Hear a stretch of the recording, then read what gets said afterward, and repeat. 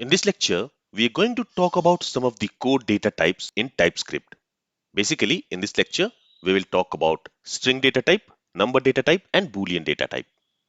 So, all the values which we assign to a variable, it has a certain type. For example, a value assigned to a variable can be a string value, a number value, a boolean value, an object, an array, etc.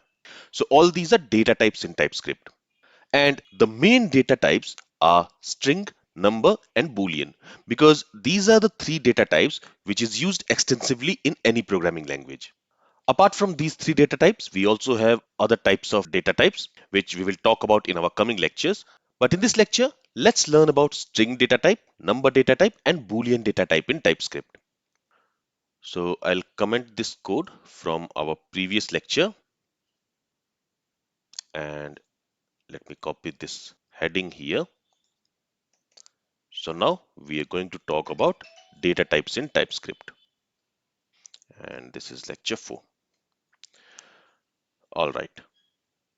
So first, we are going to talk about string data type. Now, a string is basically a sequence of character. And in TypeScript, we can create a string by wrapping some text within double quotes. So a string is nothing but a text value. So for example, let's create a variable and I'll create this variable using const keyword and let's call this variable str1. Now to this we want to assign a text value. A text value is basically a string type. So in order to create a string in TypeScript, just like in JavaScript, we can create it using single quotes like this. So here we can say this is a string created using single quotes. Okay, so we can create a string using single quotes. In the same way, we can also create a string using double quotes. So here we can say this is a string created using double quotes. Okay, and there is practically no difference when we create a string using single quotes or double quotes. Then we can also create a string using backticks. So let's create a variable, let's call it str3, and we can also use backticks to create a variable. So this is also possible. Now, when we use backticks, we have several benefits. So for example, if I try to create a string using single quotes or double quotes in multiple lines like this, here we will get an error. Okay, so we cannot create strings in multiple lines using single quotes or double quotes. But with backticks, we are not going to get that error. Okay, it is still being treated as a string value. So using backticks, we can write our string in multiple lines. And this is the benefit of using backticks. Then another benefit is if we want, we can also use template literal syntax when we are using backticks. So for example, inside this string, if I want to use a variable somewhere, I can simply use template literal syntax like this. And in here, I can specify a variable name. For example, we have this str1 variable. I can use it like this and we will not get any error. And in place of this, the value of str1 will be rendered. So all these texts will be same, but in place of this template literal syntax, the value of str1 variable will be rendered. So this also we can do when we are using backticks in order to create a string, but that is not possible in strings which we create using single quote or double quote. Okay, so here we cannot do like that. And let's actually check that by compiling this code. So what I will do is I'll open VS Code built-in terminal. And here I want to use command prompt. Okay, let me clear the terminal here. And now we want to compile this app.ts file. So again, to compile app.ts file, we can say tsc space app.ts. Let's press enter. And here we do not have any error. Let's check the JavaScript file. All right, we do not have any error because we have not saved the file. So it has compiled the older code. And that's why in the app.js, you will see the older code. So let's save this file and let's compile this app.ts again. And now let's see the JavaScript code. So here you can see that TypeScript code has been compiled to JavaScript code like this. So here, this template literal syntax, it will be rendered as a string. It is not going to replace this str2 variable with its value. Let's actually see that. Let's refresh the page here. And before that, let's close this app.js. Let's go ahead and let's log str1 and str3. Let's save the changes. Let's compile this app.ts file again. It has been compiled. And you can see when we are logging str1, it says this is a string created. Then we can see this $str2. Instead of rendering the value of this str2, it is simply rendering $str2. And when we are using str3, it says this is a string created using backticks. And then it is also logging the value of str1. And it says this is a string created using. And in str1, again, this part is not getting replaced with the value of this str2. So that's what you will see here. Okay, so as you can see, when we use backticks, there we can use template literal syntax and we'll be able to use it properly. But here we cannot use template literal syntax when we are using single quotes or double quotes. There it is going to give us an unexpected result, as you can see here. So this is how we create a string in TypeScript. Again, let me comment this code.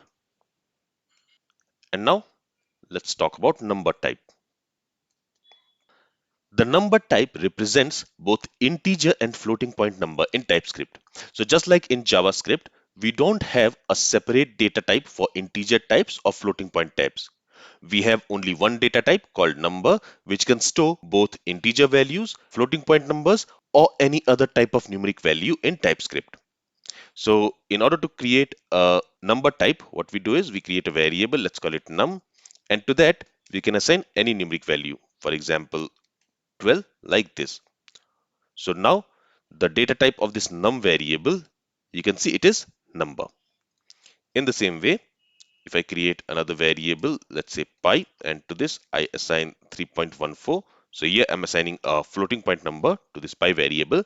And if I check the data type of this pi, again you will notice that its value is 3.14, but we are not seeing the data type here. That's because it is a constant type. But if I use let keyword here, and now if I hover over this pi, you can see that the data type of this pi is number. But when we use const, at that time also the data type is going to be pi. But since it is a constant, it is always going to have the same value 3.14. We are not seeing the data type. Now, one very important point you need to remember about the number type in TypeScript or JavaScript is that TypeScript numbers are always floating point numbers, which simply means that they always have decimal even if we sometimes don't see it. So for example, when we are assigning this integer value 12 to this number variable, when it will be saved in the memory, it will be saved as a floating point number with some decimal points. It will not be saved as an integer value. It will be saved as a floating point number, something like 12.0. So in TypeScript and also in JavaScript, a number is always a floating point number. Even if we use an integer value, it will be saved as a floating point number. All right. Then we also have Boolean data type. So Boolean data type is used to store either a value true or false. It does not have any other value. So for example, if we create a variable, let's say is eligible, to this if we assign true, the data type of this is eligible, it is going to be Boolean. Let's create another variable. Let's call it maybe is equal and let's set it to false. So again, the data type of this is equal is going to be Boolean. So a Boolean value can store only true or false value. Now, in TypeScript, just like in JavaScript, we also have the concept of truthy and falsy values. So those non-Boolean values, which when converted to Boolean type returns true, are called as truthy values.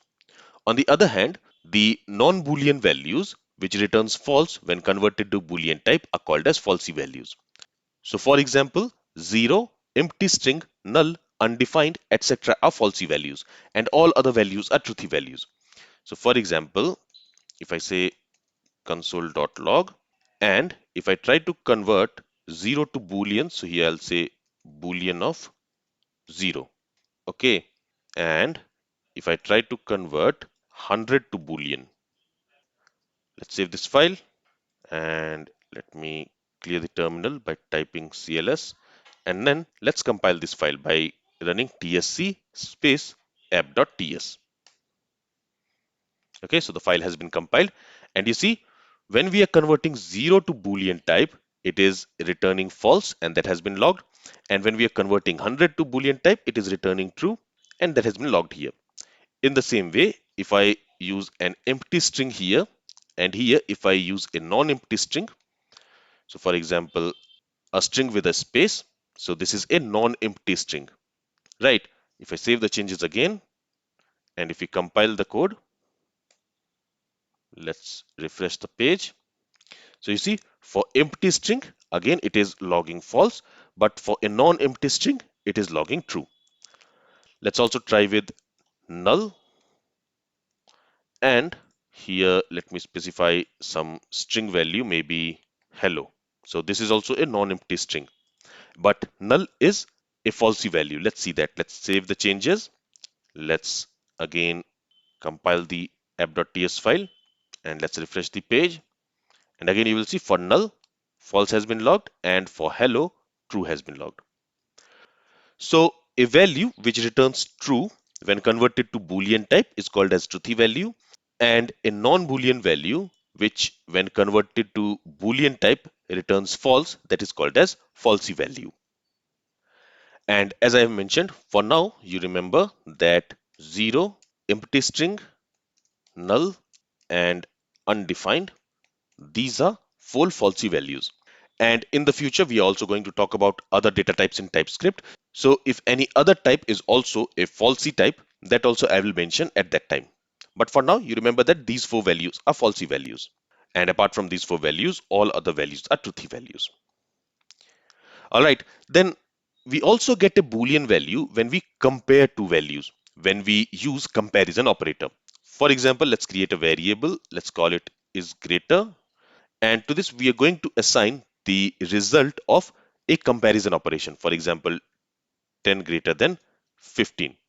So the result of this comparison operation, it is going to return us a Boolean value, right? So if I go ahead and if I log is greater, and here we have this error, cannot find name is greater. That's because it should be is greater. Okay, let me comment these two lines here. Let's save the changes, clear the terminal, and let's compile this app.ts file. So the file has been compiled, and as you can see, when we have logged is greater, it has logged false because 10 is not greater than 15. But if I say 10 smaller than 15, let's save the file again. Let's compile this file, and now you will notice that it is logging true. So the result of a comparison operation also returns a Boolean value that we can assign to a Boolean type. And if we hover over this is greater variable, you will see that its type is Boolean.